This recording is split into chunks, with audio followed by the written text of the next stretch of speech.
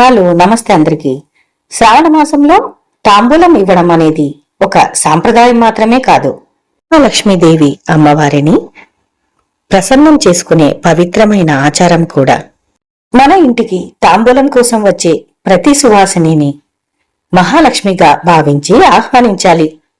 వారు బంధువులైనా, స్నేహితులైనా, పొరుగింటి వారైనా, మనకంటే చిన్నవారైనా, గతంలో విభేదాలున్నవారైనా ఆ సమయంలో వారిని అమ్మవారిగా భావించి ప్రేమతో గౌరవంగా తాంబూలం ఇవ్వాలి.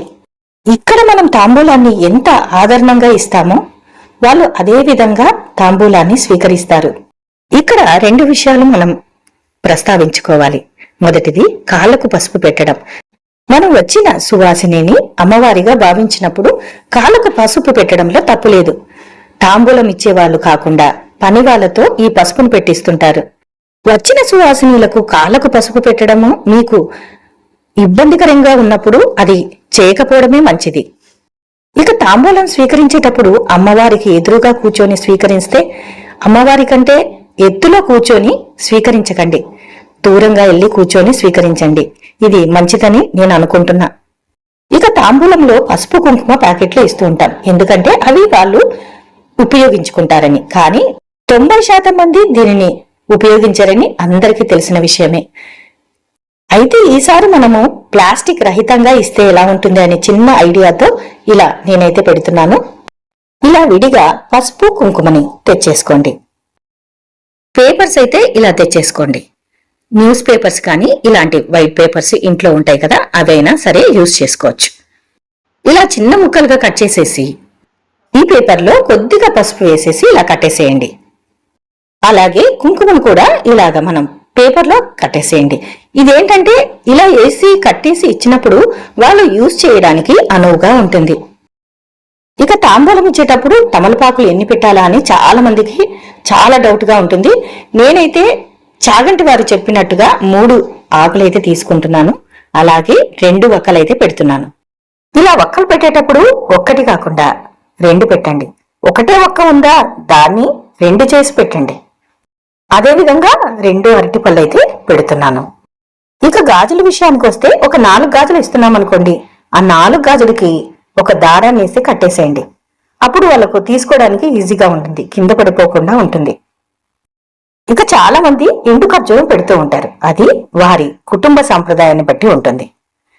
ఇక పండు పెట్టిన తర్వాత పసుపు కొమ్మ కూడా పెడతాం. ఇది చాలా ఇళ్లలో చూస్తూ ఉంటాం. పసుపు కొమ్మ కూడా ఒకటి పెడతాం. అంతేకాకుండా ఒక 1 రూపీ కాయిన్ కూడా ఇలాగ తాంబూలంలో పెడతాం. ఇక బ్లౌజ్ పీసులు విషయానికి వస్తే బ్లౌజ్ పీసులు పెట్టాలా వద్దా అనేది వారి వారి వ్యక్తిగతం. ఇక మనం ఏది పెట్టినా అది యూజ్ చేసుకోవాలని ఒక్క చిన్న ఆలోచన అయితే చేయండి. ఇంకా ఇంతకంటే ఎక్కువ మాట్లాడలేను నేను. ఇలాగ మనము అన్ని సిద్ధం చేసుకుని పసుపు కుంకుమ ప్యాకెట్స్ కూడా ఇలాగా పెట్టేసేసాను. ఇక తాంబూలం ఇచ్చే విషయంలో ఆకుల తొడుమలు, పండ్ల ముచ్చికలు మన వైపు ఉండాలి, చివర్లేమో వాళ్ళ వైపు ఉండాలి. ఇది అందరికీ తెలిసిన విషయమే. ఇక వీటితో పాటు చాలా మటుగా రిటర్న్ గిఫ్ట్లు అయితే ఇస్తూ ఉంటారు.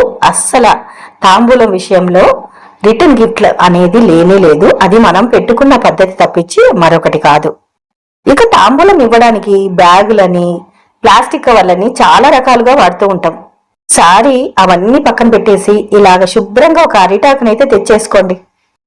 ఈ అరిటాకును చిన్నగా కట్ చేసేసుకొని అందులో తాంబూలాన్ని పెట్టి ఇలాగ చుట్టేయండి. అరిటాకుండే నారను తీసుకొని ఇలాగా తాడుతో కట్టినట్టుగా కట్టేసి ముడి వేసేయండి. పువ్వులు కూడా మనం ఇలా పెట్టేసేయచ్చు.